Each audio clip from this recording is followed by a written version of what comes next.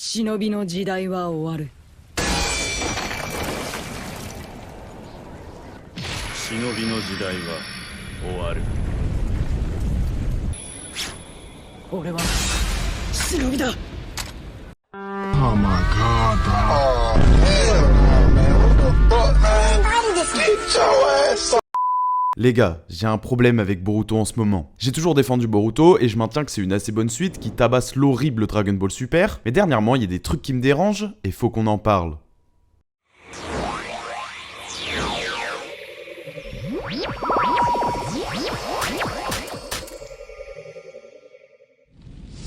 Yo tout le monde, aujourd'hui après la sortie du chapitre 4 de Two Blue Vortex, je me suis dit que c'était le moment de vous parler de mon problème avec Boruto. Vous l'avez peut-être remarqué mais à la fin de la première partie de Boruto j'étais bien hype et j'avais même commencé à faire des reviews en me disant que ça allait vraiment commencer à péter. Et ceux qui me suivent le savent, dès le début de Boruto j'ai reconnu le potentiel de l'histoire. Là où les gens y critiquaient le dessin d'Ikemoto ou le traitement de certains persos emblématiques de la franchise, moi ça m'a jamais trop dérangé. C'est sûr que de se dire que des persos comme Kakashi sont pas apparus une seule fois dans le manga c'est assez frustrant, mais je me suis toujours rassuré en me disant que de 1 l'histoire pouvait très bien avancer sans lui, et d'ailleurs c'était le cas, et que de 2 Kishimoto et Ikemoto nous cuisinaient forcément un truc pour le personnage. D'ailleurs petit aparté là-dessus, mais Ukyo Kodashi, l'ancien scénariste du manga avant le retour de Kishimoto, teasait le retour de Kakashi dans une interview, sauf que cette interview elle remonte à plusieurs années déjà, vu que Kishimoto a repris le scénario du manga Boruto fin 2020, et que cette interview elle remonte encore plus loin que ça. Et là on met justement le doigt sur le premier souci que j'ai avec Boruto, son rythme et sa gestion de la hype. Parce que bien sûr quand je dis que j'ai un problème avec le manga, c'est en réalité un ensemble de petits trucs qui me dérangent et qui, tous cumulés, gâchent un peu mon expérience de lecture. Et ces éléments-là, j'avoue avoir un peu fermé les yeux dessus pendant longtemps, mais maintenant que mon niveau de hype pour ce manga est au plus bas, je me dis que c'est l'occasion d'en parler avec vous. Ce qu'on va faire du coup, c'est développer les différents petits reproches que je ferai à Boruto, d'abord en évoquant ceux qui sont liés à ce qui entoure le manga, donc extra-diégétique, puis ceux qui concernent l'histoire en elle-même, donc intra-diégétique. Comme j'ai dit, mon premier problème avec Boruto, c'est son rythme. Et quand je parle de rythme, je parle pas forcément de publication. Le fait que Boruto soit publié mensuellement dans le V-Jump, c'est pas un problème en soi. Au moment où la hype était à son max, genre pendant l'arc Kara ou plus tard avec les chapitres 79 à 81, j'avais aucun problème à attendre un mois parce que je savais que le poulet allait être bien juteux. Mais comme pour tout type d'œuvre, le niveau de hype et d'appréciation dépend beaucoup des attentes et réciproquement. Et de mon point de vue, la gestion de la hype de son audience, c'est un élément super important pour faire le succès critique et commercial de son œuvre. Pour rester sur les mangas, on pourrait bien sûr parler de One Piece. Oda il est passé maître dans l'art de faire monter la hype, et même si parfois on a l'impression qu'on est dans une boucle temporelle de cliffhanger, nouvelle intrigue, etc. À chaque fois qu'il nous sort une révélation ou conclut justement une de ces intrigues, c'est banger. Et en plus ça fait 25 ans qu'il fait comme ça, le tout en publiant de façon hebdomadaire. Donc forcément on a des grosses attentes, mais on est prêt à monter dans le train à chaque fois parce qu'on sait qu'Oda fera le taf pour nous récompenser derrière. Un autre exemple plus récent c'est Jujutsu Kaisen. No spoil, mais Akutami aussi il a vraiment compris l'importance de la hype. Et comme JJK c'est un manga nouvelle génération qui avait encore tout à prouver jusqu'à récemment, Akutami il a misé sur un rythme de malade mental, couplé à des intrigues et des combats de fous, ce qui a créé une hype, qui elle-même a créé des attentes, qui ensemble ont créé un cercle vertueux, bref vous avez capté l'idée. À tel point d'ailleurs que, honnêtement, si Akutami décidait aujourd'hui de ralentir le rythme de l'intrigue, perso je lui ferais confiance les yeux fermés, même s'il est pas parti pour faire ça ce fou malade. Bref, des exemples comme ça il y en a plein, Et si on devait prendre un autre média, comme le cinéma par exemple, ça marcherait tout pareil, et c'est en grande partie grâce à cette gestion de la hype plus conclusion satisfaisante que le MCU a construit son succès, mais aussi malheureusement son déclin. Et si vous me suivez, vous comprenez mon problème actuel avec Boruto. Reprenons l'exemple de Kakashi. Ça fait plus de 7 ans qu'on se demande où il est. 7 ans, bordel. 7 ans. Et même si je fais confiance à Kishimoto pour faire ça bien s'il veut réintégrer Kakashi à son histoire, est-ce que la résolution de cette entre guillemets intrigue me fera dire « Ah, j'ai bien fait d'attendre 10 ans ». Et je mets intrigue entre guillemets parce que, concrètement, il y a rien dans l'œuvre qui nous permet de croire à un retour de Kakashi dans l'intrigue. On l'attend pour des raisons justement extra-diégétiques qui vont avec le type de manga qu'est Boruto, c'est-à-dire la suite d'un des plus gros shonen de l'histoire. Donc on en revient à la question des attentes des lecteurs, mais on l'a vu, il existe un lien de causalité entre la qualité intrinsèque de l'œuvre, les attentes et la hype. Donc est-ce que c'est à nous en tant que lecteurs de revoir à la baisse nos attentes, ou est-ce que c'est aux auteurs de faire le taf pour entretenir la hype? Si vous m'avez écouté jusqu'ici, vous avez compris de quel côté je penche. Même si bien sûr tout ça c'est pas binaire, et les responsabilités sont partagées, juste pas exactement dans les mêmes proportions. Et attention, quand je parle d'attente, je dis pas que je veux absolument que Kakashi revienne, et que si Kishimoto et Ikemoto le font pas, je serais déçu. Mais en gros, en décidant de faire une suite à Naruto, dont Kakashi était un des persos principaux, Kishimoto et sa team ont forcément créé des attentes, et en décidant de volontairement volontairement laissés de côté depuis bientôt 100 chapitres mensuels, bah on est en droit de questionner leur gestion de la hype. Et encore une fois, Kakashi c'est juste un exemple pour illustrer ce que je veux dire. Pour mieux comprendre, prenons un autre exemple, l'ellipse. Pendant des mois voire des années, nous lecteurs, on a attendu cette fameuse ellipse et le début de ce qu'on pouvait appeler Boruto Shippuden à l'époque et qui s'appelle en réalité To Blue Vortex. Et certes, on a été impatient, peut-être un peu trop, mais c'est justement parce que le manga nous poussait dans ce sens. Avec le chapitre 1 où on voit Boruto et Kawaki s'affronter dans un Konoha complètement détruit, avec les rapports de force de la fin de la première partie qui nécessitaient une mise à jour dans l'intérêt de l'intrigue, sans parler des parallèles que ça ferait avec l'œuvre originale, bref, c'était inévitable que cette ellipse arrive et forcément on avait des attentes. Et je me permets de dire on parce que je sais que beaucoup d'entre vous partagent mon point de vue, au moins dans les grandes lignes. Il y aura forcément toujours des relous pour venir contredire, mais ça existe partout, et vaut mieux pas les calculer parce qu'ils ont un biais qui les empêche d'entendre les critiques, même les plus constructives.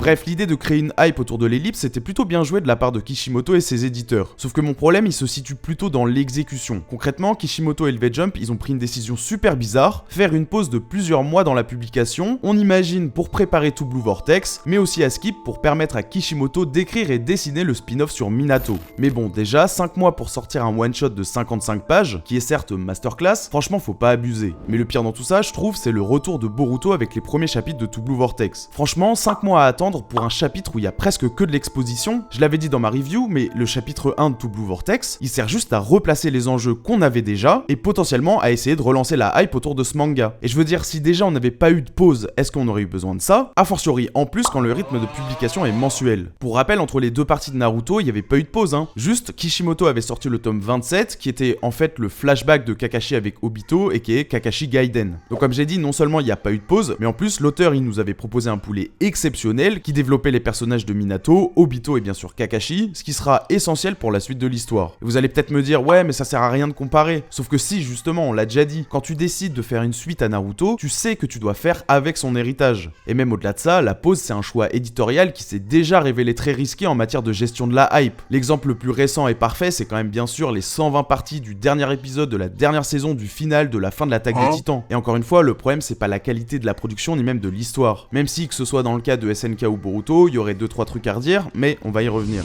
Et je vous vois déjà venir, hein, ceux qui vont me dire que le chapitre 1 de To Blue Vortex a fait des stats de fou sur Manga Plus, avec je crois plus de 260 000 lectures en 24 heures, mais là-dessus faut bien comprendre deux trucs. D'abord, on a dit il y avait déjà une attente de fou concernant cette ellipse dans Boruto, bien avant qu'elle arrive, donc encore heureux qu'il y ait un engouement même après 5 mois de pause. Et d'autant plus quand les derniers chapitres de la partie 1 étaient aussi quali. Ensuite, quand on regarde les stats actuelles, on se rend compte que l'écrasante majorité des chiffres qu'enregistre To Blue Vortex, ils proviennent justement de son premier chapitre. Pour illustrer ça, on a le chapitre 4 qui enregistre moins de lectures que le chapitre 242 de Jujutsu Kaisen, ou que le chapitre 149 de Chainsaw Man, qui sont sortis la même semaine. Et on rappelle que JJK et Chainsaw Man, c'est des sorties hebdomadaires, donc finalement, même les stats vont plutôt dans mon sens. De toute façon, vous l'avez compris, je dis pas que la gestion de la hype de Boruto est catastrophique et que tout est acheté. Je dis juste que c'est très sous-optimisé, ce qui est dommage pour un manga comme Boruto qui devrait justement avoir l'ambition de rivaliser avec les plus gros shonen du moment comme JJK ou Chainsaw Man, sans parler de One Piece qui lui met une tempête monumentale au global. Je veux dire, même le chapitre 10 de Kagurabachi a fait des stats similaires au chapitre 4 de To Blue Vortex. Et bref, tout ça c'était que pour To Blue Vortex, mais maintenant on peut s'intéresser à Boruto dans son ensemble. Comme je l'ai dit en intro, la première partie de Boruto elle est plutôt cool concrètement. Elle poursuit le développement du lore et de l'univers de Naruto, elle traite de thèmes rafraîchissants comme l'impact des nouvelles technologies sur une société, et elle développe des relations super intéressantes, le meilleur exemple pour moi étant bien sûr la relation Naruto-Kawaki qui est vraiment réussie. Mais pourtant, regardez ce graphique. Les ventes du manga ont progressivement baissé depuis le début de sa publication, et on observe que cette baisse s'accélère à mesure que l'histoire devient de plus en plus intéressante. Et en vrai, les raisons elles sont multiples, le potonel Otaku il en évoque certaines dans sa vidéo sur le sujet, et je le rejoins sur la plupart des points, mais comme j'ai dit, il faut pas non plus fermer les yeux sur les vrais défauts de Boruto, qui sont comme je l'ai expliqué pour la plupart liés à des facteurs extra-diégétiques. Donc imaginez au moment où sort To Blue Vortex, et malgré les bonnes stats de son chapitre 1,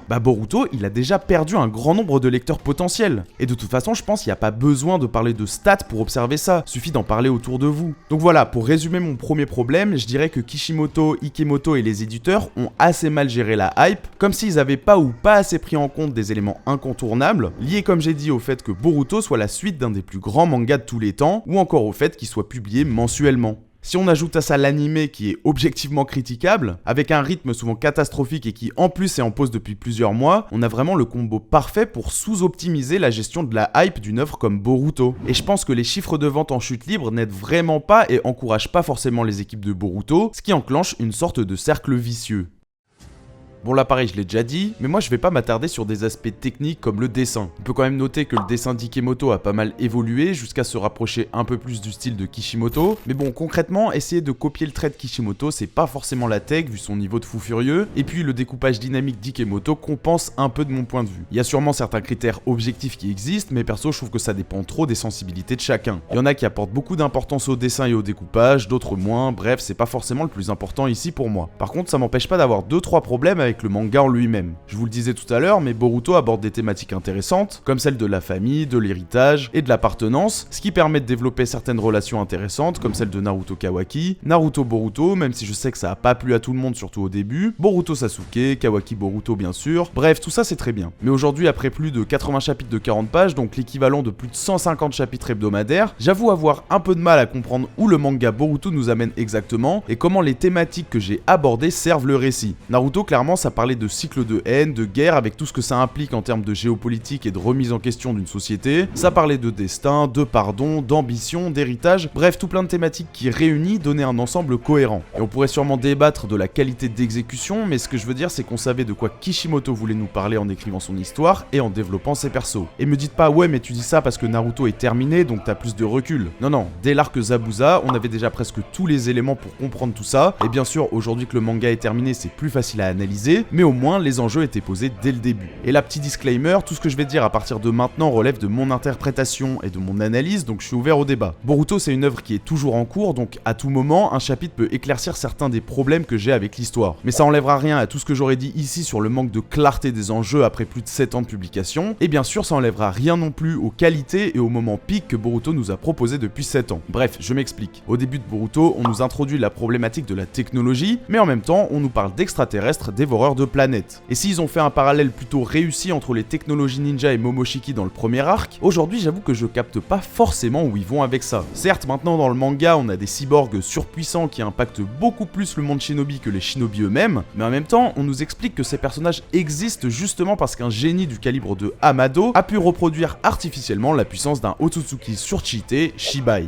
Donc c'est peut-être moi qui ai pas compris un truc, mais quand au chapitre 1 on nous a teasé la confrontation idéologique entre Boruto et Kawaki, moi je m'attendais à ce qu'on oppose la vision on va dire traditionnaliste de Boruto à celle réformiste de Kawaki, et c'est d'ailleurs ce que suggère leur dialogue. Sauf qu'aujourd'hui on connaît les motivations de Kawaki. Lui ce qu'il veut c'est détruire les Otsutsuki, et Boruto en étant à lui-même, Kawaki est prêt à l'éliminer pour supprimer tout risque pour le monde shinobi et pour son père adoptif Naruto. Pourtant dans le chapitre 1, Kawaki nous parle de la fin de l'ère des shinobi comme si ça avait quoi que ce soit à voir avec ses réelles motivations qu'on découvrira plus tard. Donc ouais, ce chapitre 1 c'est un peu un problème, parce qu'à ce stade, Kawaki il a rien contre les shinobi, il essaie même d'en devenir un en devenant l'élève de Naruto. Comme j'ai dit, lui c'est les Otsutsuki qu'il veut détruire, pas les ninjas. Donc pour l'instant en tout cas, Kawaki incarne pas franchement une vision réformiste où les shinobi seraient dépassés par des technologies par exemple. En plus, ceux qui incarnent vraiment la technologie dans le manga en ce moment c'est Eida, Daemon et aussi Amado, mais ces trois personnages sont neutres et même s'ils le pourraient, pour l'instant ils ont montré aucun signe de vouloir renverser ou changer le système dominant, donc celui des shinobi. Enfin, Amado c'est un peu plus particulier vu qu'on connaît pas vraiment ses motivations, même s'il se justifie en parlant de sa fille, mais à tout moment c'est un mytho. Par contre pour Eida et Daemon,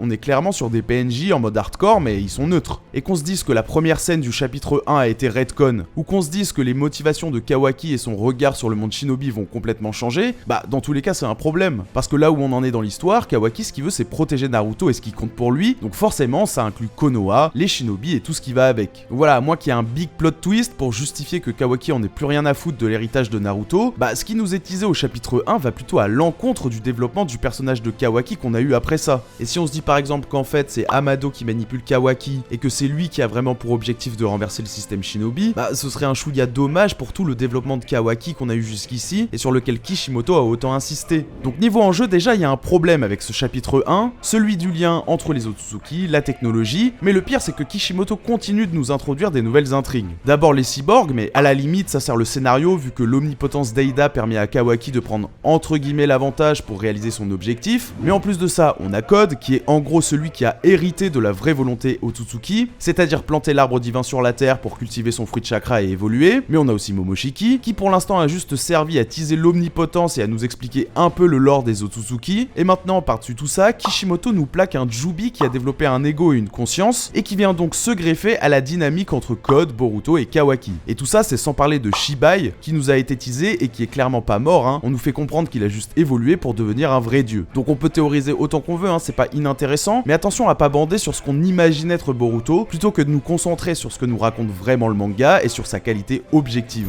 Parce que je vous jure les gars, en lisant le chapitre 4 de Tout Blue Vortex, j'avais l'impression de lire une fanfiction clairement. Et le coup de Sasuke qui s'est fait off-screen, c'est tellement malveillant, on dirait qu'ils font exprès pour m'achever. Je vous l'avais dit dans ma review du chapitre 1 de Tout Blue Vortex, si on n'a pas au moins un flashback sur ça, je vais péter mon crâne. Et je dis pas ça pour faire mon fan aigri, juste là on pipe rien à ce que le manga veut nous raconter. Et couplé au problème de rythme dont je parlais plus tôt, ça commence à se voir. Parce que pardon, mais moi c'est pas en me faisant du fanservice avec un Boruto qui maîtrise le Hiraishin que je vais fermer les yeux. Bref, je maintiens que Boruto a un vrai potentiel. Mais là je commence à avoir vraiment du mal à défendre ce manga, et pour en avoir parlé avec pas mal d'entre vous, je crois bien que je suis pas le seul. Et comme j'ai dit, on n'est pas à l'abri que ce soit juste un petit coup de moins bien, et qu'il y ait plus tard un ou plusieurs twists pour rattraper tout ça et rendre à Boruto ses lettres de noblesse. Mais plus ça va et plus je doute, et c'est justement pour ça que je voulais ouvrir le dossier Boruto avec vous dans cette vidéo. Enfin bref, j'ai énuméré les raisons qui font que j'ai un problème avec Boruto en ce moment, mais si je devais résumer, je dirais que le manga cumule tous les facteurs handicapants, ce qui l'empêche d'atteindre son plein potentiel, surtout d'un point de vue de la hype et donc commercial. Ce qui est un peu dommage quand on sait que s'il y a une suite à Naruto à la base, c'est aussi parce que c'est une licence hyper lucrative, hein, on va pas se le cacher. Le manga game c'est aussi une industrie, et dire le contraire ce serait juste se mentir en fait.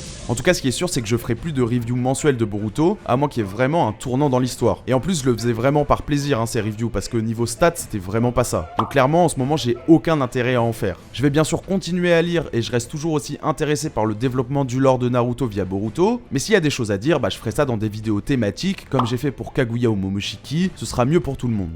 Bref, dites-moi en commentaire ce que vous pensez de Boruto, surtout en ce moment, mais vous battez pas, hein, je vous connais bande de dégénérés. Si vous avez kiffé la vidéo, pensez bien au petit like, au partage tout ça, et abonnez-vous pour le soutien, blabla, vous connaissez. Et moi je retourne manger mon seum et lire JJK, tiens ça va me calmer. Sur ce les potes, il me reste plus qu'à vous souhaiter une super journée ou soirée, et à vous dire à plus sur Contre-Culture.